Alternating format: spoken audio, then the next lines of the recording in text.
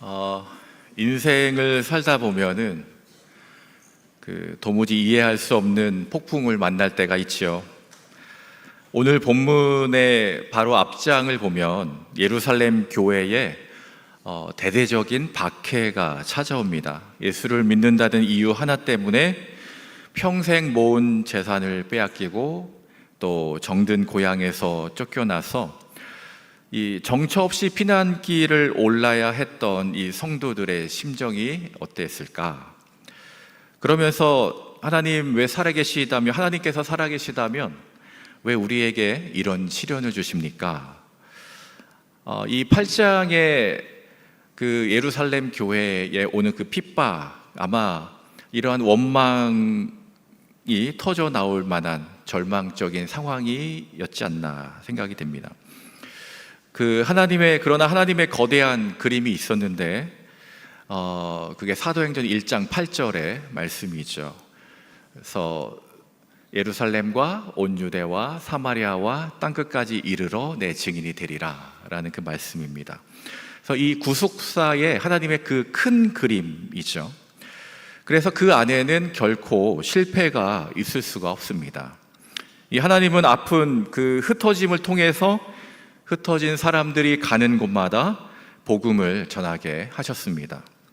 이 주님이 약속하신 말씀대로 이 예루살렘에서 시작된 이 복음이 유대와 사마리아로 번져가는 순간이었죠. 그 중에 오늘 우리가 읽은 이 본문에 나오는 이 빌립은 사마리아 성으로 이제 내려갑니다.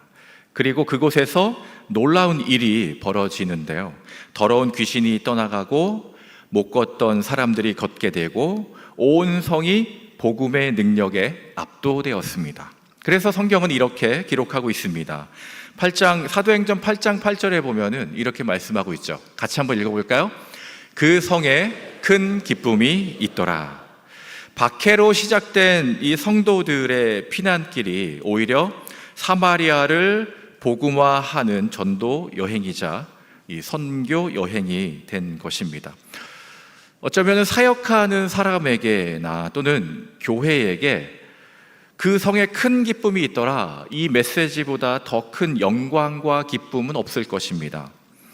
그때 26절에 보면은 이렇게 말씀하는데요. 같이 한번 읽어볼까요? 시작.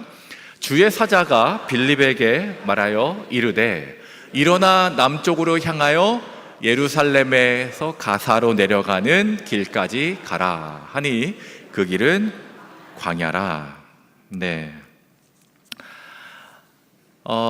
우리가 이 말씀의 마지막 부분을 잘 봐야 되는데요. 여기 보면은 그 길은 광야라라는 말이 있습니다. 자, 누가는 왜 굳이 이 말을 덧붙였을까요? 광야는 사람이 살지 않는 메마른 모래 사막이라는 뜻인데, 빌립이 지금 서 있는 이 사마리아는 사람으로 가득 찬 곳이고 큰 기쁨이 넘치는 곳입니다. 그런데 하나님은 그 사람들을 뒤로 하고 아무도 없는 광야로 가라고 하십니다. 도보로 며칠이 걸리는 거리를 가라는 것이죠. 아마 우리의 생각으로, 인간의 생각으로는 도무지 이해할 수 없는, 어쩌면 낭비 같아 보이는 명령입니다. 과연 하나님은 왜 빌립을 이 광야로 부르셨을까요? 예수 그리스도의 보혈의 은혜를 입은 저와 우리 여러분은 오늘 과연 어디로 발걸음을 우리가 옮겨야 될까에 대한 부분들을 이 광야의 이 메시지를 통해서 한번 우리가 생각해 보기를 원합니다. 27절의 말씀인데요, 우리 한번 같이 읽어보겠습니다. 시작.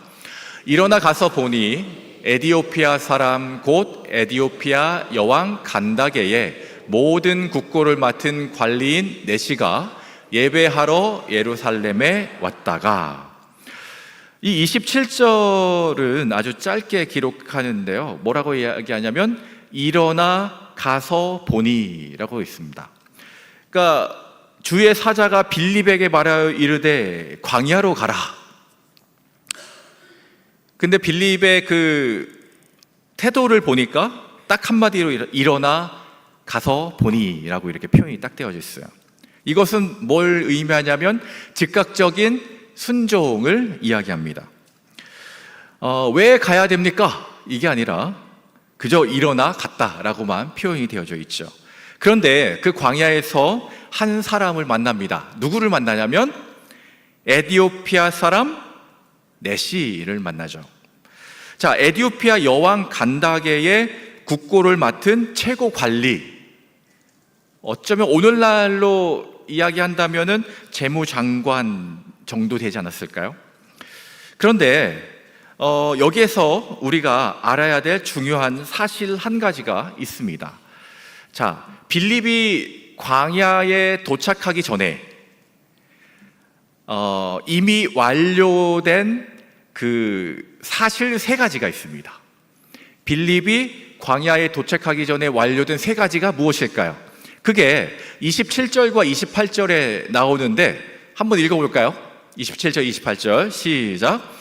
일어나 가서 보니 에디오피아 사람 곧 에디오피아 여왕 간다게의 모든 국고를 맡은 관리인 내시가 예배하러 예루살렘에 왔다가 28절 돌아가는데 수레를 타고 선지자 이사의 글을 읽더라. 여기에서 세 가지를 우리가 발견할 수 있습니다. 뭐냐면 첫 번째는 에디오피아 내시가 먼 길을 와서 예루살렘의 성전에서 예배를 마친 구도자였다. 그죠? 자, 두 번째는 뭐냐면 그의 손에 이미 뭐가 들려져 있었어요? 이사야서의 두루마리 성경이 들려 있었습니다. 그래서 하나님은 그의 손에 말씀의 책을 들려 놓으신 거죠. 마지막으로 세 번째, 구약의 수많은 말씀 중에서도 오직 메시아의 대속을 다루는 이사야 53장을 읽고 있었습니다. 이게 중요한 사실 세 가지예요. 아주 기가 막힌 타이밍이죠. 하나님께서 이렇게 딱 세팅을 해 놓으셨어요. 전도자 빌립이 스스로 만들어낸 것은 아무것도 없습니다. 자, 그런데 내시의 마음의 갈증을 만드시고 또 순례의 길을 열어서 예배하게 하시고 말씀 두루마리를 쥐어주시고 이사야 53장을 읽게 하신 분은 오직 하나님이시다.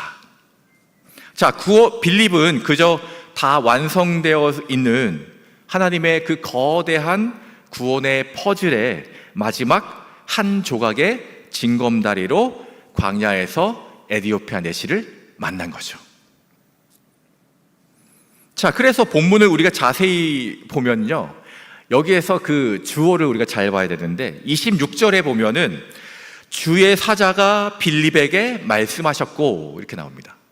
그 다음에 29절에 보면은 성령이 빌립더러 다가가라 하셨다 이렇게 나옵니다. 그 다음에 39절에도 보면은 뭐라고 나와 있냐면 주의 영이 빌립을 옮기셨다. 자, 이 위대한 전도 여행의 주체는 그럼 빌립일까요? 아니면 하나님일까요? 바로 하나님께서 이 전도 여행의 주체, 주권자가 되신다라는 거예요. 우리가 전도를 어려워하는 가장 큰 이유가 무엇일까?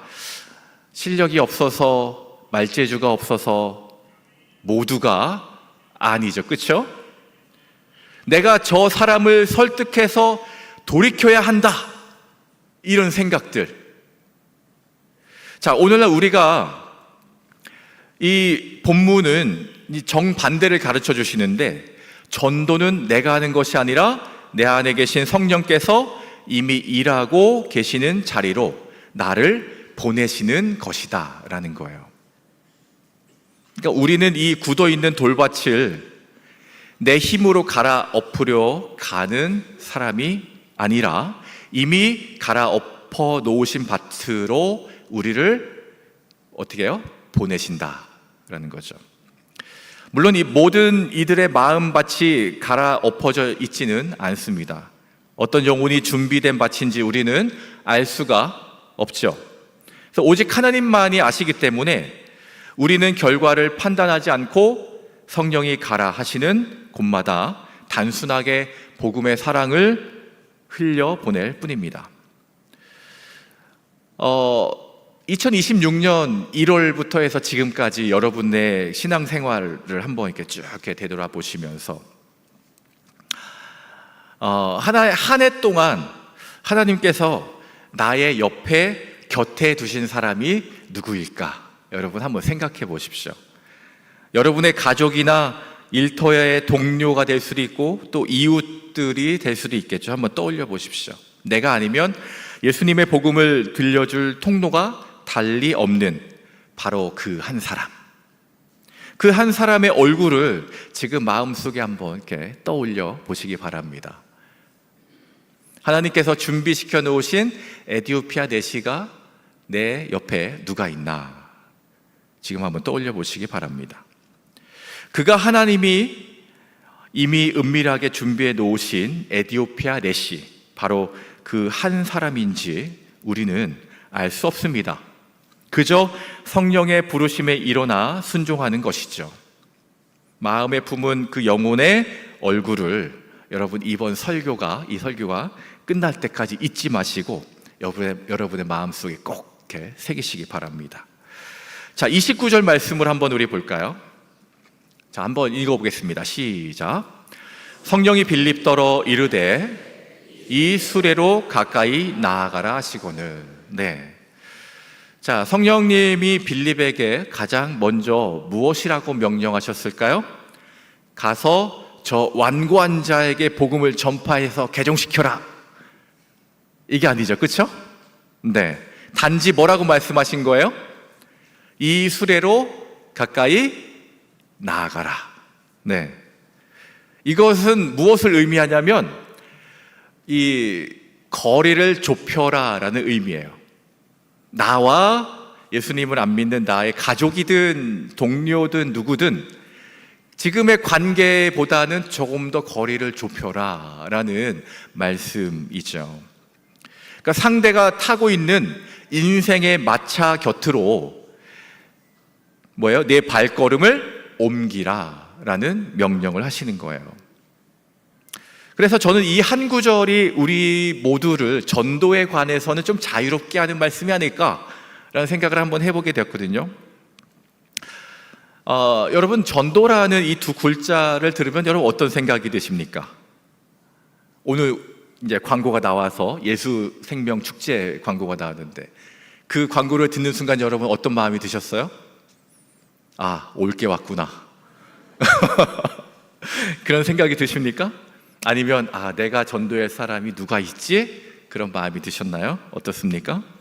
이 전도는 우리가 해야 되는 것은 잘 알지만 실제로 막상 하려니 굉장히 부담으로 다가옵니다. 그런데 중요한 건 뭐냐면 그 시작은 거리를 좁히는 것부터 시작되는 거예요. 유창하게 어떤 성경 말씀을 외워서 막 설득하는 것이 아니라 상대가 막 싫어하고 반박하면 어떻게 하지? 이런 겁을 낼 필요가 없다라는 거예요. 나는 입술에 재주가 없으니 전도는 다른 훈련받은 사람들이 하는 것이지 하고 빗장을 잠가버립니다. 그러나 여러분 꼭 기억하셔야 됩니다. 성령께서 우리에게 요구하시는 첫 동작은 그를 향해서 첫 번째 물리적인 거리, 그렇죠? 물리적인 거리와 영적인 거리를 어떻게 하라는 거예요? 좁혀서 다가가라라는 말씀입니다. 여러분 30절 말씀 우리 빌립이 어떻게 했는지 한번 볼까요? 읽어보겠습니다. 시작.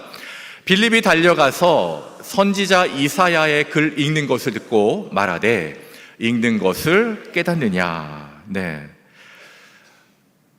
제가 동성교회에서 EDI 전도제자 훈련을 하고 있는데 우리가 덕포를 가지고 전도를 하잖아요. 근데 오늘의 설교는 그것과는 약간 결이 좀 다릅니다.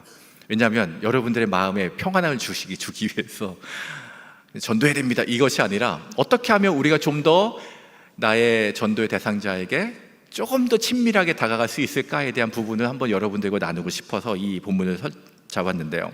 중요한 건 빌립이 어떻게 했느냐를 여러분들이 오늘 이 시간에 보시는 겁니다. 자, 어떻게 했냐면 첫 번째는 뭐냐면 빌립이 달려가서 라고 표현하고 있습니다. 첫 번째 빌립은 달려갔다라고 표현하고 있죠. 걸어간 것이 아니라 달려갔다. 근데 걸어가거나 달려가거나 이게 무슨 차이가 있습니까? 라고 할 수 있지만 실제로 이 달려갔다라는 것의 의미는 뭐냐면 내가 재고 따지고 할 거 없이 계산할 시간 없이 하나님의 말씀에 순종하며 갔다라는 의미를 가지고 있는 거예요. 자, 두 번째는 뭐냐면 빌립의 첫 마디가 뭐였냐면 선포가 아니에요. 예수님 주 예수를 믿으라, 이것도 중요하지만 이것이 아니라 뭐예요? 읽는 것을 깨닫느냐라고 물어봅니다. 이게 전부예요. 우선 달려갔어요. 그 다음에 물어봅니다. 이 에디오피아 내시가 읽고 있는 이 이사야의 말씀을 뭐라고 한 거예요? 읽는 것을 깨닫느냐라고 물어보는 거예요. 이게 전부예요. 대단한 교리의 설교 또는 정죄의 말도 아닌 그저 그 사람의 상황에 뭐 하는 거예요? 깊이 공감하고 관심을 두는 따뜻한 질문 하나였다라는 거예요. 읽는 것을 깨닫느냐, 이것을 우리가 어떻게 해석해야 될까? 네. 자, 이 질문 하나가 무엇을 만들어냈는지를 우리가 또 봐야 됩니다. 자, 우리 계속해서 한번 31절 말씀 한번 볼까요? 31절. 자, 읽어보겠습니다. 시작. 대답하되 지도해 주는 사람이 없으니 어찌 깨달을 수 있겠느냐 하고 빌립을 청하여 수레에 올라 같이 앉으라 하니라. 네. 자, 여러분, 빌립이 그 사람의 마음의 문을 부수고 강제로 들어간 것이 아닙니다. 따뜻한 관심으로 거리를 좁혀서 질문을 던졌을 뿐인데 에디오피아 내시가 스스로 인생의 수레의 문을 열고 뭐라고 이야기합니까? 제 마차 위로 올라와 곁에 앉아 주십시오 라고 이야기합니다. 상대가 문을 연 거죠. 자, 이 내시의 마음 깊은 곳에는 도대체 어떤 아픔이 있었기에 이토록 갈급하게 다가왔을까? 이 질문에 대해서 내시는 세상의 기준으로 보면은 에디오피아 내시, 아까 제가 한 국가의 재무부 장관 정도로 이야기를 드렸었잖아요. 남 부러울 것이 없는 정점에 선 권력자입니다. 그런데 하나님 앞에 나아갈 때는 가슴 아픈 큰 장벽이 있었어요. 자, 뭐냐면 그는 뭐예요? 신체적으로는 어때요? 거세된 내시였다라는 거예요. 자, 신명기 23장 1절 말씀 중요합니다. 한번 읽어볼까요? 시작. 고환이 상한 자나 음경이 잘린 자는 여호와의 총회에 들어오지 못하리라. 구약의 엄격한 율법은 이 신체적으로 흠결을 지닌 내시의 입장을 차갑게 거절하고 있는 거예요. 자, 이 사람은 왜 내시가 됐을까? 어쩌면은 이 대제국에서 살아남아서 여호와의 채찍근의 실세 자리에 오르기 위해서는 어쩔 수 없이 자기 몸에 지울 수 없는 깊은 상처와 훼손을 감당했을 겁니다. 그런데 세상에서의 이 성공과 생존을 위해서 그가 신체적 상처가 어때요? 정작 창조주 하나님을 예배하러 성전에 다다랐을 때는 원망스러운 배제의 조건이 되어서 그를 가로막은 거죠. 하나님 앞에 나아가는데 이게 걸림돌이 되어서 완전히 가로막혀 버린 거예요. 이 내시는 그 먼 길을 달려서 예루살렘 성전에 왔지만 어쩌면 내시는 율법의 장벽 때문에 부정한 자들과 이방인들이 겉도는 이방인의 뜰에서 소외감만 가득 안고 어쩌면은 쓸쓸히 고국으로 돌아가는 중이었을 겁니다. 그러니까 이 에디오피아 내시는 세상의 왕자에는 올랐으나 정작 내 영혼의 구원자, 하나님이 계신 그 앞에 자리에는 허락되지 않은 인생의 비극을 어쩌면 에디오피아 내시는 그 상황에 처해 있었다라는 거죠. 신명기 23장 1절의 이 규정은 하나님 앞에 나아가려면 흠없는 자라야 된다라는 것을 이야기하고 있기 때문에 그렇습니다. 자, 그런데 깊은 수치와 거절의 상처를 안고 마차 위에서 이 에디오피아 내시가 뭐를 읽고 있었냐면 이사야 53장의 말씀을 읽고 있었어요. 바로 그 자신과 같이 억울하고 흠없는 어린 양의 고난이 적혀 있는 거예요. 공정한 대우를 받지 못한 채 처참하게 배제당한 고난의 종의 모습이 거기에 딱 보이는 거예요.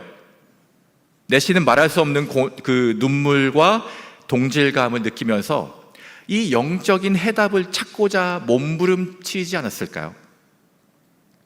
사회적으로 다 이룬 것처럼 보이는데 정작 마음 둘 곳이 없는 사람들이 바로 이 에디오피아 내시와 같다.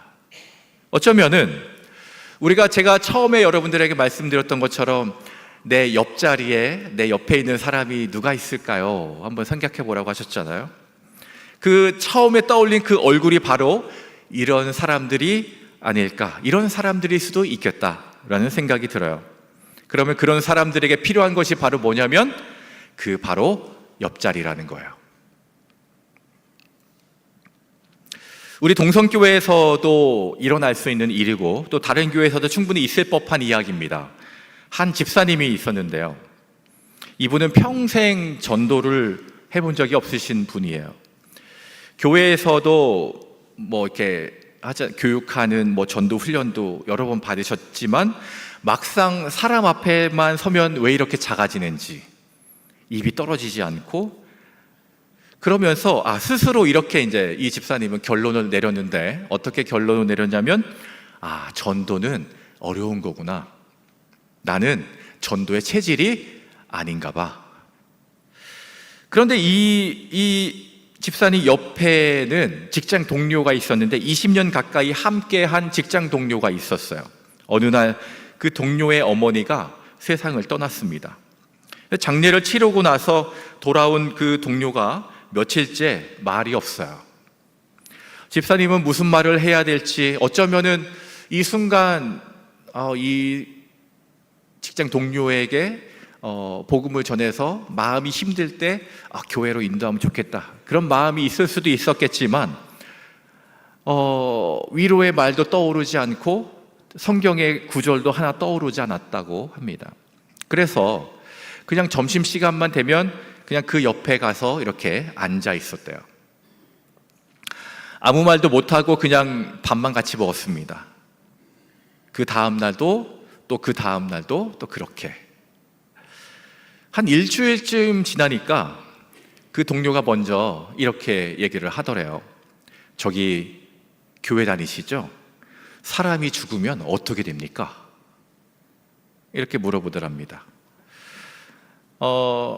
여러분 여기에서 우리가 알 수 있는 한 가지 원리가 있는데 이 집사님이 한 것이 무엇인지 아세요? 뭘까요? 그냥 그저 옆에 앉아 있어 준 거. 그것이 전부입니다. 이것이 바로 뭐냐면 빌립에게 명령한 가까이 나아가라 이거죠. 저는 오늘 여러분에게 어려운 것을 요구하는 것이 아니라 꼭 이 세 문장을 제가 한번 생각을 해봤어요. 이 세 문장 중에 여러분들이 한번 한 가지만이라도 마음속에 한번 깊이 한번 새겨보십시오. 내 옆자리에 있는 사람에게 이렇게 한번 이야기하는 거예요. 요즘 어떻게 지내십니까? 네.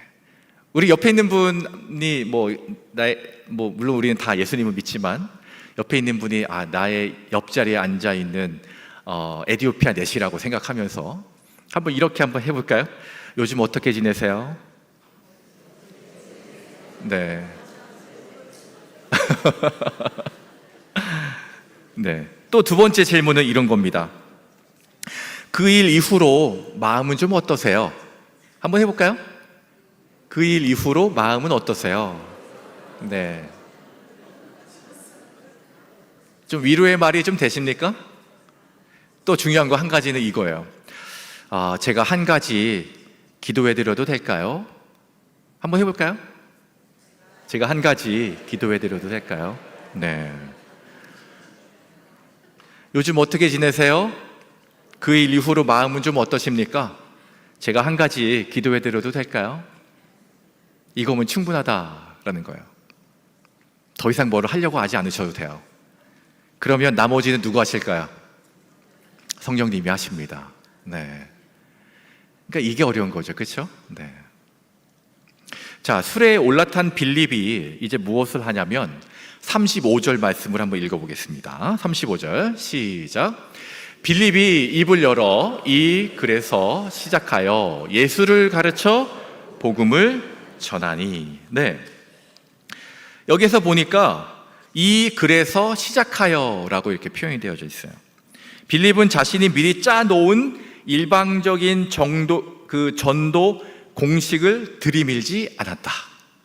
네.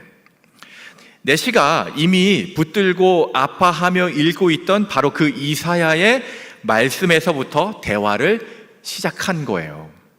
그가 겪고 있는 삶의 자리, 아픔의 접점에서 시작한 것이죠.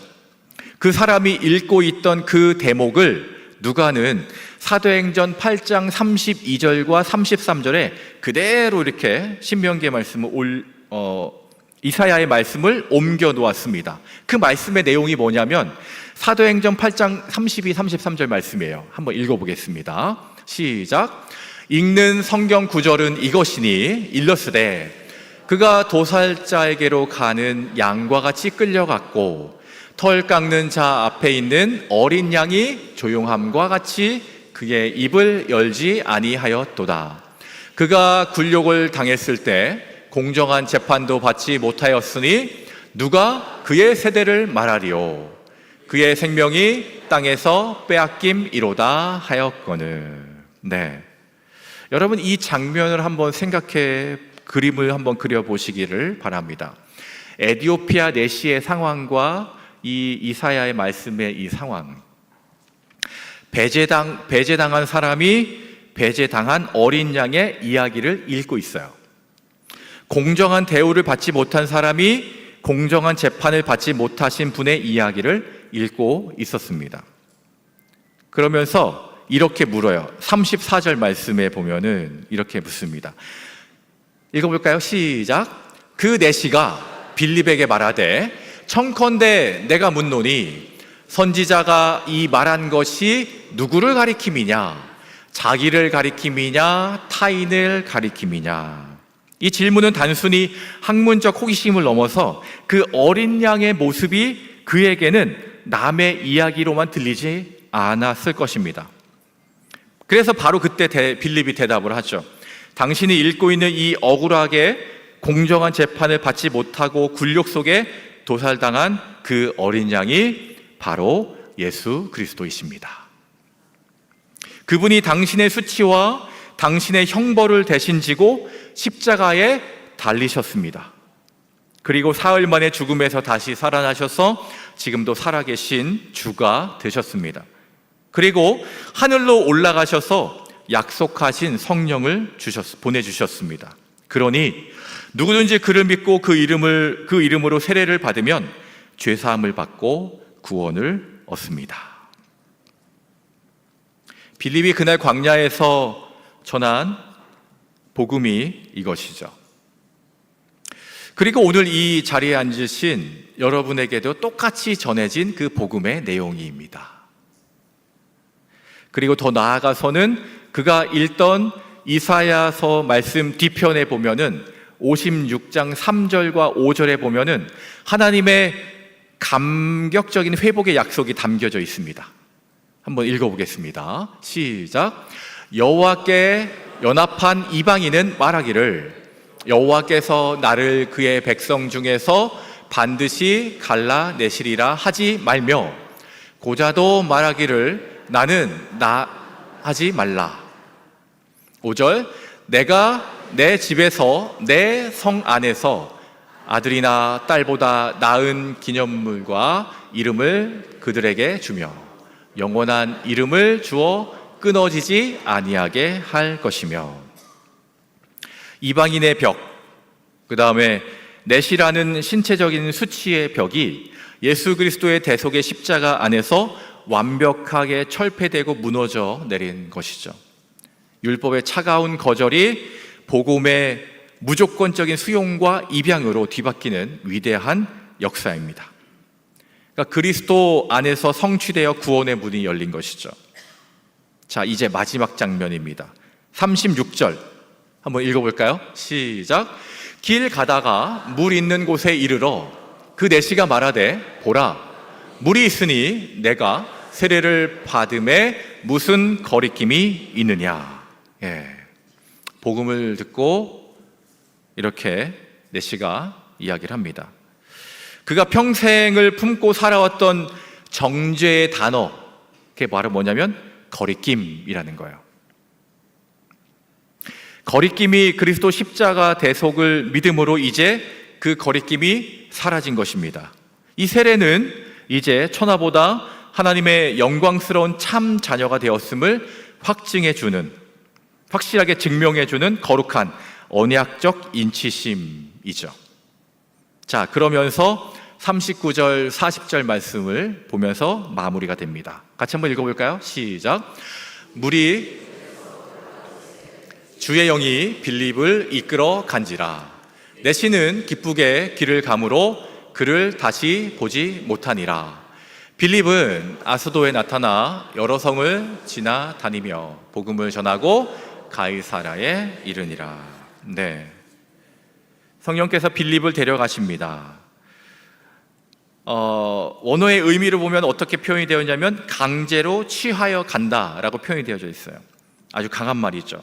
이 내시에게 맡기신 빌립의 사역이 끝났기 때문에 이제는 성령께서 갑작스럽고 그 이적적인 방법으로 그를 취하여 가신 것이죠. 하나님이 내시에 대한 빌립의 사역을 여기에서 끊으신 것입니다. 빌립은 내시가 고향에 돌아가서 어떻게 살았는지 끝은 알지 못합니다. 열린 결말로 이렇게 마무리가 되죠. 근데 내시의 그 말씀을 보니까 기쁘게 길을 가는 모습을 우리가 보게 됩니다. 내시는 기쁘게 길을 가므로 그를 다시 보지 못하니라. 그 이후에 어떻게 됐는지 모르지만 제가 봤을 때는 그리스도인으로서 온전하게 또 열매를 맺으며 살아가지 않았을까라는 생각을 한번 해보게 됩니다. 자, 40절의 빌립은 지속적으로 복음 전도자의 삶을 살아가는 모습을 우리가 보게 되죠. 결론입니다. 오늘 우리가 함께 본 것은 세 개의 장면입니다. 첫 번째, 하나님은 빌립이 도착하기 전에 이미 뭐예요? 한 사람을 예비해 놓으셨다. 빌립이 한 것은 그 사람을 막 이렇게 빌드업 시키기 위해서 한 것은 아무것도 없다라는 거예요. 성령께서 빌립에게 주신 명령은 바로 뭐냐면 전파하라, 이게 아니라 가까이 나아가라 였습니다. 그 사람과의 어떤 거리를 어떻게 하라는 거예요? 좁혀가라라는 거예요. 그래서 우리가 아까 세 가지 질문 한번 했었죠. 그리고 빌립은 그 사람이 이미 붙들고 있는 그 말씀에서 시작해서 예수님을 전했다라는 겁니다.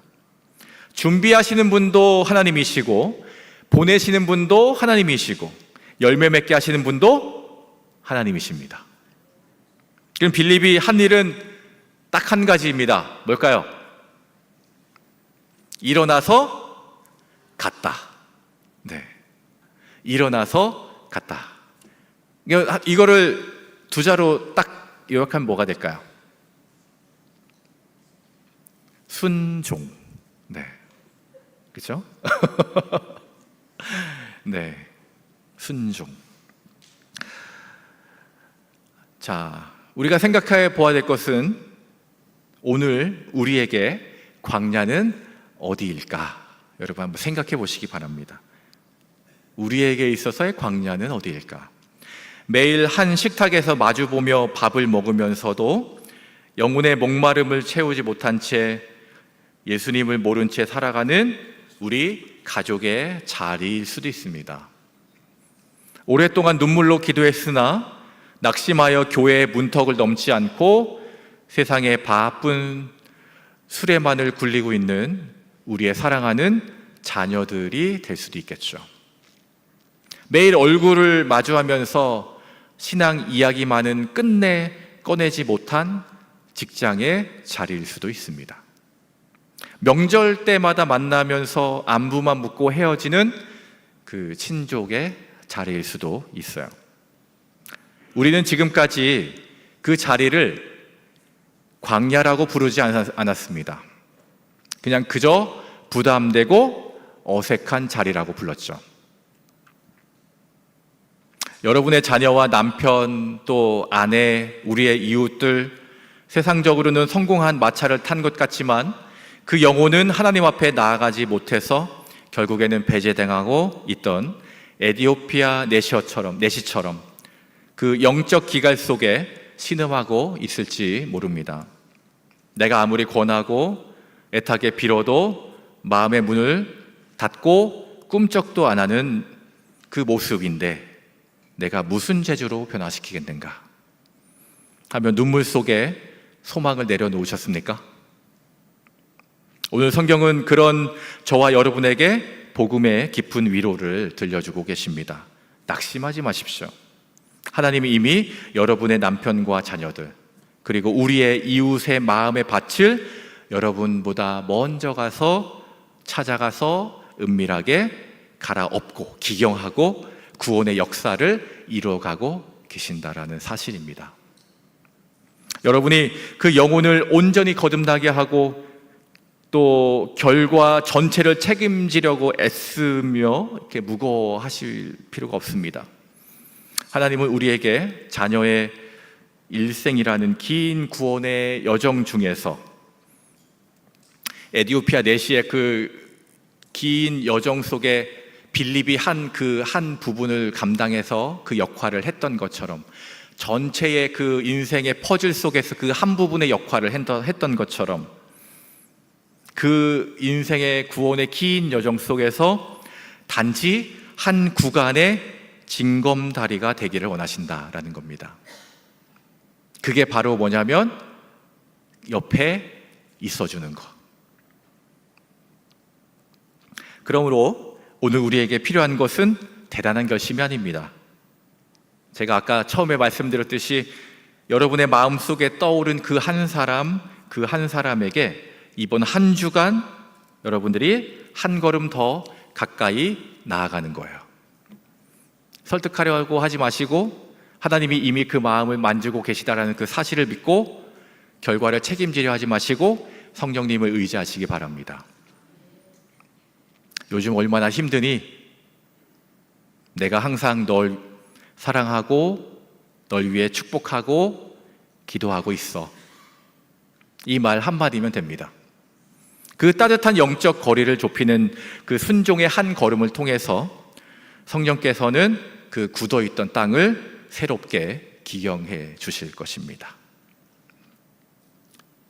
오늘 이 말씀을 여러분들이 꼭 붙잡고 또 제가 일부러 복음축제를 오늘 광고가 나갔기 때문에 이렇게 준비한 건 아니지만 이렇게 맞물려 가니까 여러분들의 삶 속에서 또 우리의 후반기 사역 속에서 그 열매가 빛으로 드러나기를 주님의 이름으로 축복합니다.